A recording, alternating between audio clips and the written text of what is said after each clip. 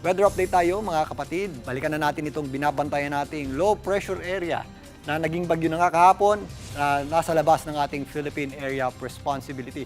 Ito pong tropical depression na ito o bagyo sa labas ng ating PAR ay meron taglay na lakas na hangin na nasa 55 kilometers per hour malapit sa kanyang gitna at kung minsan may mga pagbugsong umabot sa 70 kilometers per hour. Ito po ay halos hindi kumikilos or almost stationary po dito sa silangang bahagi ng ating bansa. Pero napakalayo pa po niyan sa atin na mayroon pong layo na nasa around 2,835 kilometers east ng northeastern Mindanao. Ayon po yan sa Pag-asa. Pero dahil po sa napakalayo niyan sa ating bansa, meron pa po yung oras para makaipon ng lakas habang binabaybay itong karagatan ng Pasipiko. At possible po yung umabot sa typhoon category at hindi rin natin inaalis ang possibility na magkaroon po yan ng rapid intensification at umabot pa sa hanggang super typhoon category. Sa ngayon, wala naman tayong nakikita pang direktang epekto nito sa ating bansa maliban lang sa malalaking alon at possible po itong makapasok sa loob ng ating PAR sa darating na Thursday sa susunod na linggo at maaari po yung mabigyan ng local name na Taloy. Pero again, ito po ay maaaring umakit lamang at dumaan dito sa kanto ng ating Philippine Area of Responsibility at wala pa tayong nakikitang magiging epekto nito sa ating bansa in the next 5 days hanggang sa susunod na linggo pa. At hanggang makalapit na po yan dito sa eastern section ng ating bansa. Sa ngayon, magpapatuloy pa rin po ang mainit at malinsangang panahon sa malaking bahagi ng ating bansa dulot ng ating range ng high pressure area at ng ating tinatawag na easterlies. Dahil po dyan, meron pa rin po tayong mga mapanganib na antas ng heat index na pumapalo nga sa hanggang 43 degrees Celsius ngayong araw na ito. Diyan po sa area ng Samar, sa May Katarman at pumalo naman yan sa hanggang 42 degrees Celsius dyan po sa Western Visayas, Iloilo, sa Zamboanga area, maging dito sa area ng Maguindanao, dyan po sa May Cotabato City.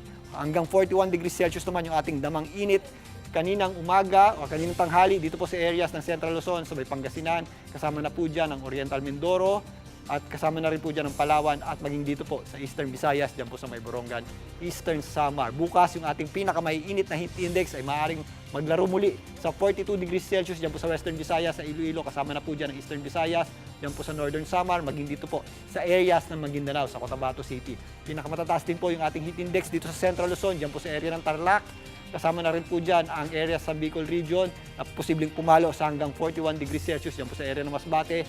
41 degrees Celsius din yung ating inaasahang damang init dito po sa Iloilo. Kasama na po dyan ang Western Samar maging dito sa Giwan at kasama na rin po dyan ang Butuan City. Again, ito pong mga ganitong klaseng heat index ay possible na po yung ating mga fatigue o yung madaling pagkahapo, dehydration at yung ating heat stroke. So doble ingat po tayo mga kapatid, lalong-lalo na sa mga lumalabas tuwing tanghali. Dito naman sa Metro Manila, magpapatuloy din po ang mainit at malinsangang panahon, lalong-lalo na sa tanghali. Pagsapit ng hapon, medyo mababa rin po yung ating tsansa ng pag-ulan. If ever meron tayong mga pag-ulan, ito po yung mga isolated lamang. Pero napakanipis po ng ating kaulapan. Sa katunayan, kaninang umaga, bumagsak pa o lumamig pa po yung ating temperatura. Bumagsak pa po yan sa hanggang 20.1 degrees Celsius. So bakit nga ba kapatid, meron tayong mga malalamig na temperatura sa kabila po ng panahon ng tag-init? Dahil po yan sa epekto ng ating kaulapan. Kapag maulap po yung ating panahon sa tanghali, medyo presko dahil hindi natin nararamdaman or hindi tumatagos yung init ng araw. Pero pagdating po ng gabi, mas maalinsangan po ang panahon natin kapag maulap ang panahon dahil nagkakaroon tayo ng greenhouse effect o natatrap po yung init na nagmula sa ating araw. Pero sa mga panahon ngayon, kapag panahon po ng meron tayong tinatawag na range ng high pressure area, kung mapapansin nyo, napakanipis po ng ating kaulapan. Halos kitang-kita natin yung ating mga bituin sa langit. Kapag tanghali, kapag manipis yung kaulapan, ramdam na ramdam po natin ang init na nagmumula sa araw. Pero ang maganda po niyan, pag gabi naman, pag wala po tayong ulap, mas madaling nakakatakas yung ating init. O kaya nakakaranas po tayo ng may kalamigan pa sa gabi at madaling araw, kagaya po kaninang umaga.